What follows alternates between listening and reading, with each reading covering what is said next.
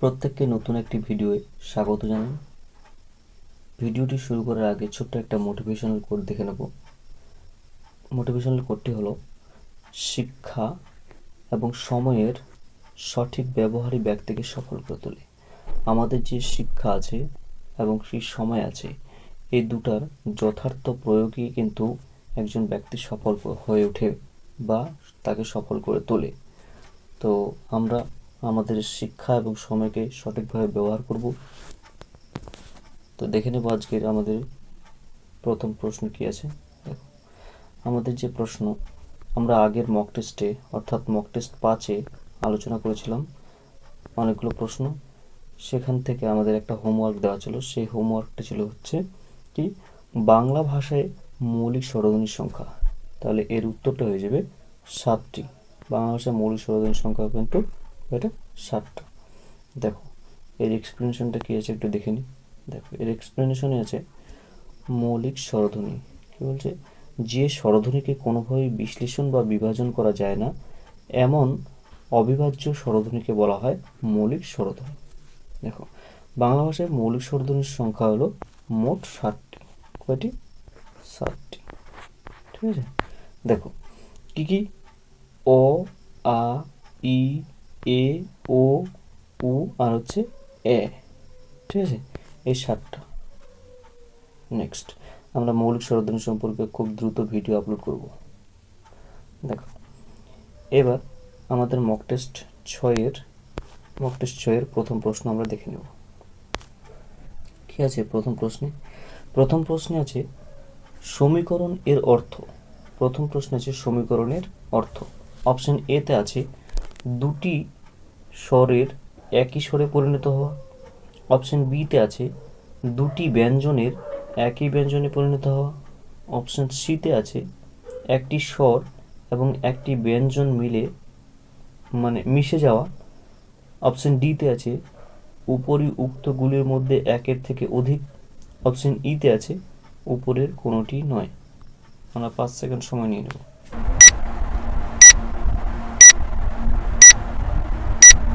তাহলে হয়ে যাবে অপশন বি। অপশন বি, দুটি ব্যঞ্জনের একই ব্যঞ্জনে পরিণত হওয়া। ঠিক আছে, তাহলে সমীকরণের অর্থটা জেনে নিলাম। দেখো এর এক্সপ্লেনেশন কি আছে, এর এক্সপ্লেনেশনটা একটু দেখে নেব। দেখো সমীকরণ, আগের দিনে আমরা পড়েছিলাম সমীকরণ সমীভবনের আরেক নাম কি ছিল? সমীকরণ বা ব্যঞ্জন সংগতি। ঠিক আছে, তাহলে সমীকরণের আরেক নাম ছিল সমীকরণ বা ব্যঞ্জন সংগতি। ক্লিয়ার? দেখো শব্দের মধ্যে পাশাপাশি অবস্থিত অসম ব্যঞ্জন ধ্বনি উচ্চারণের সুবিধার্থে একে অপরের প্রভাবে সঙ্গতি বা সাম্য লাভ করলে তাকে বলা হয় সমীভবন বা সমীকরণ বা ব্যঞ্জন সংগতি। ঠিক আছে, যেমন কি একটা উদাহরণ দিয়ে বিষয়টাকে ক্লিয়ার করে দেব। যেমন এখানে আছে বয়সী লয়ব, তাই তো, আর এখানে কি হয়ে গেল বিল্ল। দেখো পূর্ববর্তী ল, এই যে পূর্ববর্তী এখানে ল আছে, লয়ের নিচে ছিল ব, তাই তো। এবার লয়ের নিচে যে ব ছিল, এই বটা প্রভাবিত হয়ে কিন্তু কি হয়ে গেছে, লতে পরিণত হয়ে গেছে। তাই এটা কি হয়ে গেছে, সমীভবন হয়ে গেছে। ঠিক আছে, এবার আরও একটু ক্লিয়ার হয়ে যাব। দেখো এখানে যে উদাহরণটা দিয়ে আছে, দেখো পদ্ম, এখানে আছে পদ্ম, তাই না, পদ্ম, এই পদ্ম থেকে পদ্ম, তাই না, প দয় ম। দেখো এখানে পর সঙ্গে এখানে দ ছিল আর ম যুক্ত ছিল, আর এখানে কি হয়ে গেছে, এখানে প দয় দ হয়ে গেছে, দুটা দ হয়ে গেছে। দেখো এই যে পূর্ববর্তী দ, এই পূর্ববর্তী দ এর প্রভাবে পরবর্তী ম, এই যে মটা, তাহলে কি হয়ে গেছে, এই মটা পরিবর্তিত হয়ে এখানে দয়ে পরিণত হয়ে গেছে। ঠিক আছে, তাহলে এটা কি হয়ে গেছে, সাম্য লাভ করেছে, তাই এটা হয়ে গেল কিন্তু সমীভবন বা ব্যঞ্জন সংগতি। নেক্সট চলে যাব পরবর্তীতে আজকের 2 নম্বর প্রশ্নে। দেখো 2 নম্বর প্রশ্ন কি আছে, অর্ধস্বর বলা হয় কোনগুলোকে অর্ধস্বর বলা হয়? অপশন এ অন্তস্থ জ ও ব কে। অপশন বি র ও ল কে। অপশন সি তালিবস্য ও হ কে। অপশন ডি উপরিউক্তগুলির মধ্যে একের থেকে অধিক। অপশন ই উপরের কোনোটি নয়। 5 সেকেন্ড সময় নিয়ে নেব।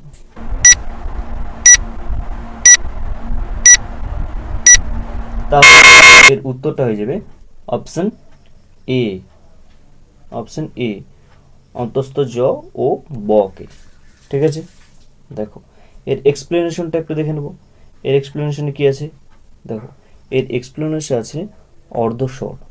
যে সমস্ত ধ্বনিগুলি কোনো শব্দের মধ্যে কখনো স্বরধ্বনির মতো, কখনো বা ব্যঞ্জন ধ্বনির মতো উচ্চারিত হয়। তাহলে যে সমস্ত ধ্বনিগুলো কখনো স্বরধ্বনির মতো আর কখনো ব্যঞ্জন ধ্বনির মতো উচ্চারিত হয় সেইগুলিকে অর্ধস্বর বলে, যেমন অন্তস্থ জ আর হচ্ছে ব। ক্লিয়ার? নেক্সট দেখো কি আছে, আজকের 3 নম্বর প্রশ্ন আছে, অপিনিহিতির প্রচলন আছে। অপিনিহিতি কোথায় কোথায় প্রচলিত আছে? অপশন এ রাঢ়বঙ্গে, অপশন বি উত্তরবঙ্গে, অপশন সি পূর্ববঙ্গে, অপশন ডি উপরিউক্তগুলির মধ্যে একের থেকে অধিক, অপশন ই উপরের কোনোটি নয়। 5 সেকেন্ড সময় নিয়ে নেব।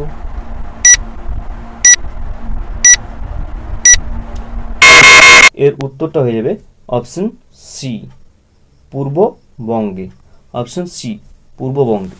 নেক্সট দেখো এর এক্সপ্লেনেশনটা দেখে নেব। এর এক্সপ্লেনেশন কি আছে, অপিনিহিতি। দেখো অপিনিহিতি সম্পর্কে ধারণাটা নিয়ে নিই।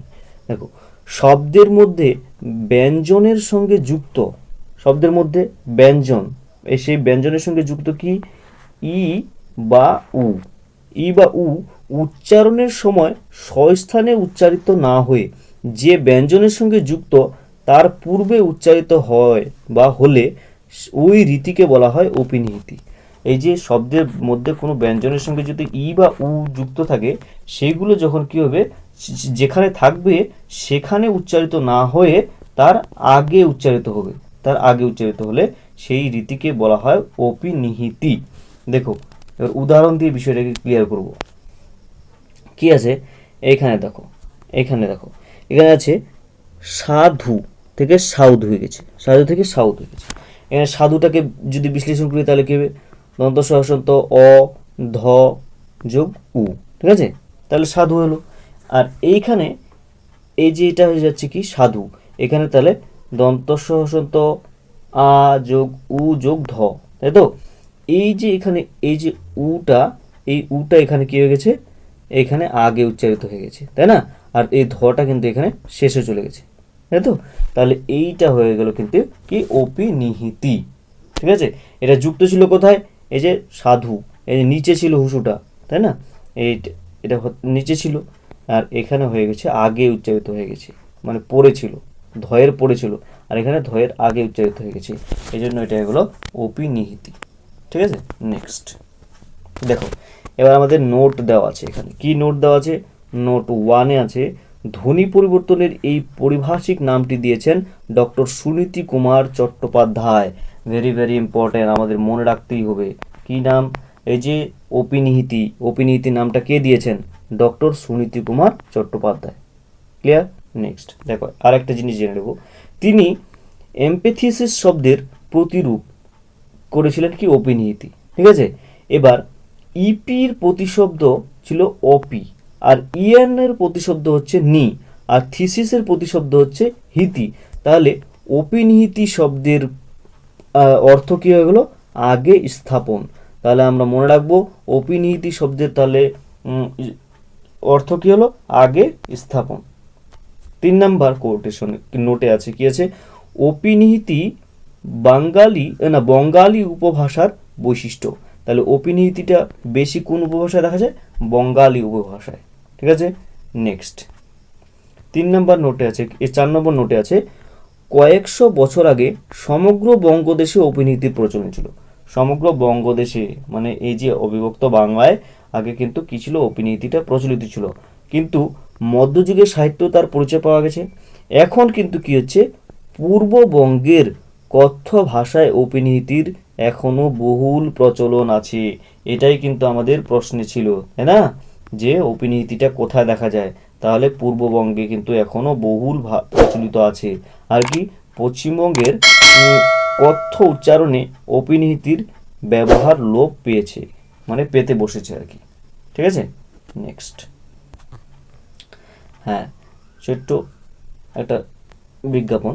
দেখো ভিডিওটা দেখে যদি সামান্য উপকৃত হও তাহলে ভিডিওটাকে একটা লাইক এবং চ্যানেলটাকে সাবস্ক্রাইব করে নোটিফিকেশন অল করে দাও, তাহলে আমি যখনই ভিডিও আপলোড করব তোমাদের কাছে নোটিফিকেশন পৌঁছে যাবে। ঠিক আছে, তাহলে কোনো ভিডিও তোমাদের মিস হবে না। নেক্সট দেখো কী আছে, আজকে 4 নম্বর প্রশ্ন।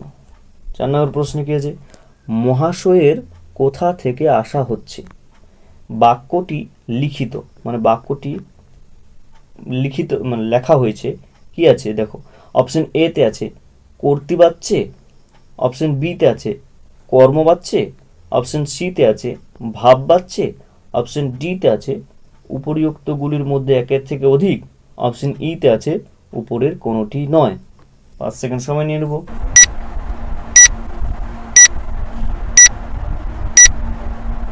তাহলে এর উত্তরটা হয়ে যাবে অপশন সি, অপশন সি ভাববাচ্যে।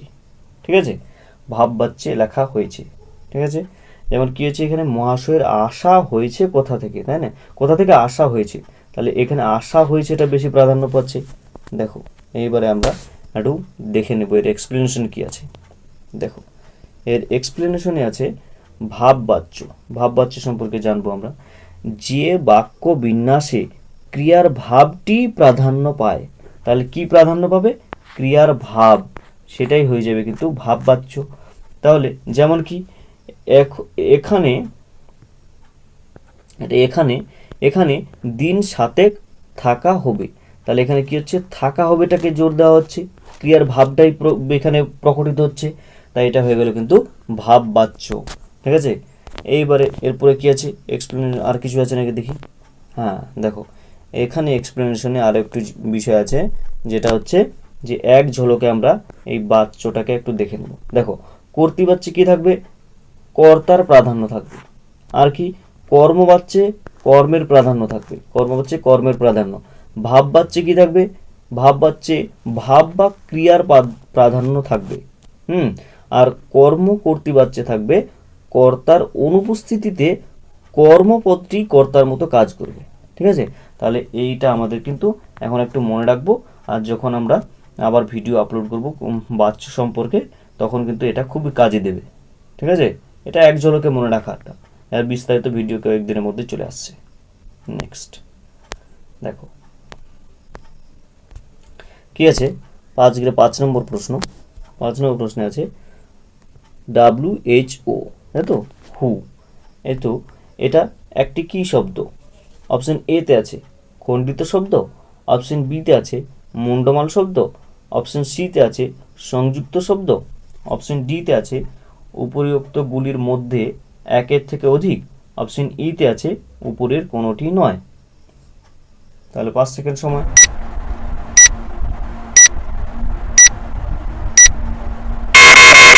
এর উত্তরটা হয়ে যাবে অপশন বি মুন্ডমাল শব্দ।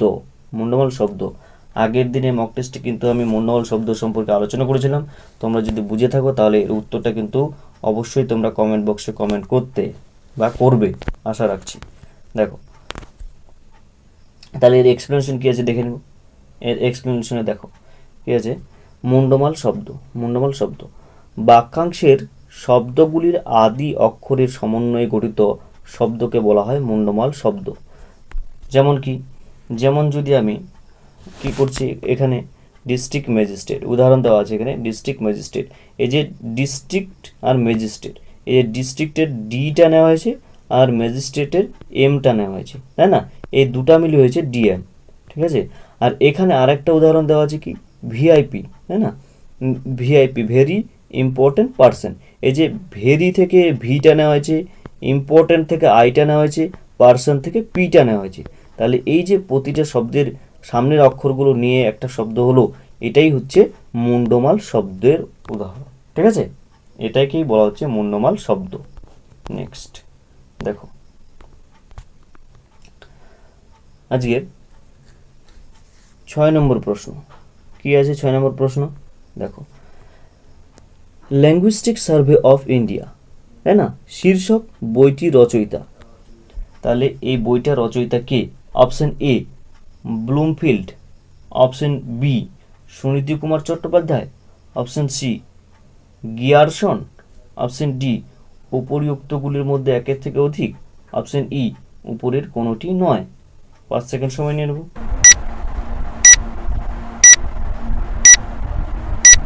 তাহলে এর উত্তরটা আমরা দেখে নেব। এর উত্তরটা হয়ে যাচ্ছে কিন্তু option C, option C, Grierson, তাই না? গিয়ারসন। দেখো এবার আমরা দেখব এর এক্সপ্লেনেশন কি আছে। দেখো এর এক্সপ্লেনেশনে আছে, হ্যাঁ দেখো, দি ল্যাঙ্গুইস্টিক সার্ভে অফ ইন্ডিয়া প্রকাশিত হয়েছিল 25 বছরের সময়কাল ধরে। 25 বছর ধরে ল্যাঙ্গুইস্টিক সার্ভে অফ ইন্ডিয়া হচ্ছিল, মানে এই সার্ভেটা হয়েছিল। তাহলে কত থেকে কত সাল? 1903 থেকে 1928 সাল পর্যন্ত এই সার্ভেটা হয়েছিল। এবার কে এর সম্পাদনা করেছিল? George Abraham Grierson. George Abraham Grierson দ্বারা সংকলিত ও সম্পাদনা করা হয়েছিল। ঠিক আছে, এই ল্যাঙ্গুইস্টিক সার্ভেটা। আর কি, ল্যাঙ্গুইস্টিক সার্ভে অফ ইন্ডিয়া এর চূড়ান্ত, এটা পথ্য না, এটা তথ্য, চূড়ান্ত তথ্যে 179টি ভাষা এবং 544টি উপভাষার বর্ণনা অন্তর্ভুক্ত ছিল। ঠিক আছে, নেক্সট 4 নম্বর কি আছে? এটি ছিল ব্রিটিশ ভারতের প্রথম ভাষা সমীক্ষা। তাহলে ব্রিটিশ ভারত যখন আমাদের এখানে শাসন করছিল তখন কিন্তু এটা ছিল প্রথম তাদের ভাষা সমীক্ষার একটা সার্ভে। ঠিক আছে, নেক্সট দেখো আর দেখে নেব পরবর্তী প্রশ্ন কি আছে। পরবর্তী প্রশ্ন আছে আজকের হোমওয়ার্ক।